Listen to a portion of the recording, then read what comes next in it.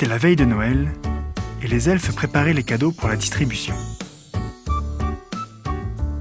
Soudain, un elfe vint en courant vers le Père Noël et dit « Père Noël, nous ne retrouvons pas Henri !» En écoutant cela, le Père Noël monta immédiatement sur son traîneau et partit chercher Henri.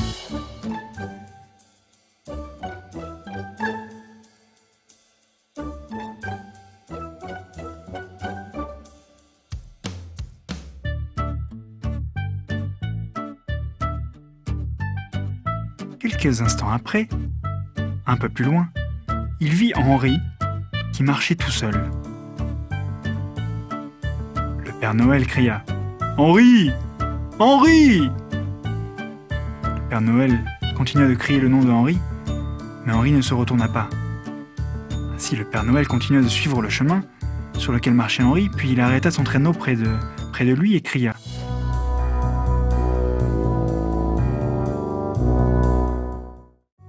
Henri! Henri! Arrête-toi, où vas-tu » Lorsque le Père Noël posa cette question, Henri se retourna puis dit « Père Noël, personne ne m'aime, personne ne m'écoute, personne n'a le temps pour moi. Je suis simplement un bonhomme de neige inutile, personne ne m'aime. » Henri, le bonhomme de neige, avait des yeux pleins de larmes. Il pleurait et sanglotait. Puis le Père Noël dit « Henri, voyons, pourquoi penses-tu que tu es inutile ? S'il te plaît, Henri, ne pleure pas, essuie tes larmes. » Henri dit « Lorsque je me promenais au pôle Nord pour voir les préparatifs de Noël, j'ai vu un garçon qui faisait un bonhomme de neige. Et il ne savait pas comment faire le bonhomme de neige. Et à moitié, il détruit tout simplement le bonhomme de neige qu'il avait fait parce qu'il ne savait pas le faire. Je te dis, personne ne m'aime. » À cela, le Père Noël répondit « Laisse-moi te montrer ce qui s'est exactement passé là-bas. Laisse-moi te montrer combien tu es important pour tout le monde. Viens avec moi, Henri. Monte, on prend notre traîneau. » Ainsi, le Père Noël prit Henri dans le traîneau et ils volèrent ensemble dans le ciel. Tandis qu'ils avançaient, le Père Noël dit « Regarde, Henri, tu te sens si triste parce que quelqu'un d'autre a détruit ce bonhomme de neige, n'est-ce pas? Regarde, regarde, le même garçon a refait un beau bonhomme de neige. Il est pas beau? Regarde comme tout le monde admire ce bonhomme de neige et comment tout le monde est si fier de lui. » Le Père Noël montra à Henri de milliers de bonhommes de neige, faits par plusieurs enfants dans le quartier. Le Père Noël expliqua à Henri que lorsque les gens font un bonhomme de neige, ça réunit ensemble des amis, la famille et les personnes chères autour de nous. Le Père Noël dit à Henri que Noël sans bonhomme de neige est un Noël incomplet.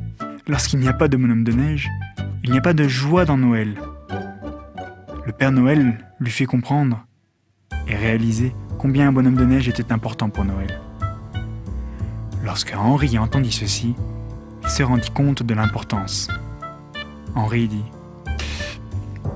« Bon, si j'étais parti comme ça aurait été une grave erreur de ma part. » Ainsi le Père Noël dit « S'en aller comme ça, ce n'est pas une solution, Henri. Lorsque tu te sens énervé et triste, tu devrais aller vers des personnes qui te sont chères et parler avec eux. Ainsi, tu verras que quelqu'un pourra toujours t'aider, te soutenir et te comprendre. Tu as compris? Allez, joyeux Noël, Henri. Oh, oh, oh, oh, oh, oh.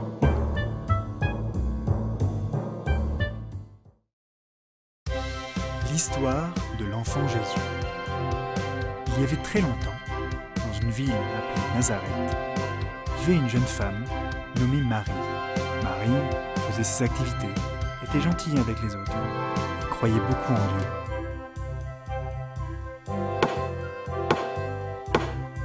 Elle allait épouser Joseph, qui était un menuisier.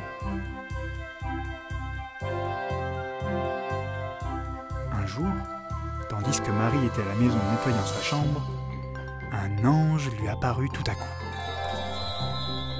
Avant que Marie ne puisse dire quoi que ce soit, l'ange lui dit qu'elle allait être bénie par les dieux, et que Dieu était avec elle. Marie était surprise. Elle essayait de ne pas être effrayée, mais elle n'avait jamais vu d'ange auparavant. Après tout, Marie était juste une jeune fille ordinaire, comme toi et moi. Pourquoi est-ce que cet ange l'a visitée? Qu'est-ce qu'il voulait?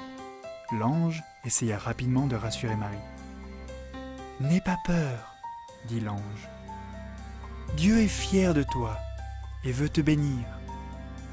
Tu auras un garçon et tu le nommeras Jésus. » Marie était confuse. Elle n'était pas encore mariée à Joseph.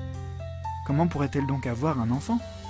L'ange pensa que ceci devrait l'intéresser et il dit « J'opérerai un miracle pour toi. Et à cause de ceci, ton bébé s'appellera le Fils de Dieu. » Marie n'arrivait pas à croire ce qu'elle entendait. Elle ne savait pas trop quoi dire, ni quoi faire. Elle se rendit compte qu'elle tremblait. Puis elle se mit à genoux. Lorsqu'elle fut enfin capable de parler, elle dit « Je crois en Dieu, et j'espère que tout ce que vous avez dit s'accomplira. » Puis soudain, l'ange disparut.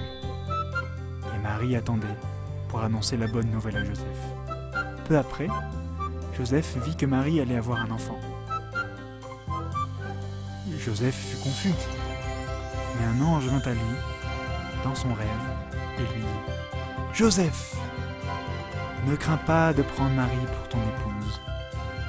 L'enfant que Marie attend est celui de Dieu, et tu le nommeras Jésus. » Lorsque Joseph se réveilla, il se rappela de ce qu'avait dit l'ange. Il sut que tout était vrai, et il ne s'inquiéta pas. À cette époque, il avait été annoncé que tous les habitants devaient se faire enregistrer dans la ville d'origine. Ainsi, Joseph devait emmener Marie dans leur ville d'origine, à Bethléem, pour se faire enregistrer. Bethléem était loin, et il n'y avait pas de voiture à l'époque. Ainsi, Marie et Joseph mettraient longtemps pour arriver à Bethléem. Joseph trouva finalement un petit âne et mit Marie dessus, puisqu'il n'y avait pas de place pour plusieurs personnes. C'était tellement fatigant pour Marie, parce qu'elle allait bientôt avoir un bébé. Lorsqu'ils arrivèrent dans la ville, tous les hôtels étaient pleins. Il n'y avait nulle part où aller. Finalement, un homme eut pitié d'eux et dit « J'ai quelque part, vous pouvez rester. Oh, ce n'est pas une auberge, hein, mais c'est chaud et vous y serez en sécurité pour la nuit. »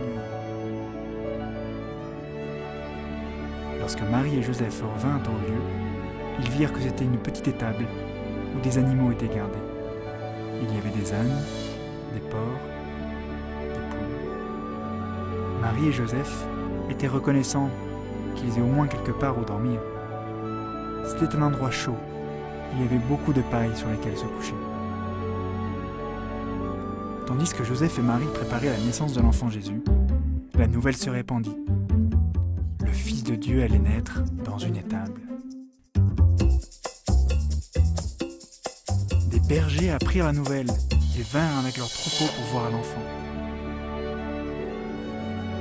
Des rois voyagèrent de royaumes très éloignés, apportant des présents, de l'or, du diamant et des couvertures pour le bébé.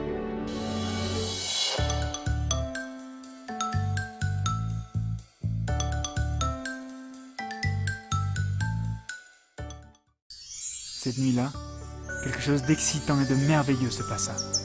Marie et Joseph allaient avoir un enfant. Mais ce n'était pas un simple enfant, c'était l'enfant Jésus.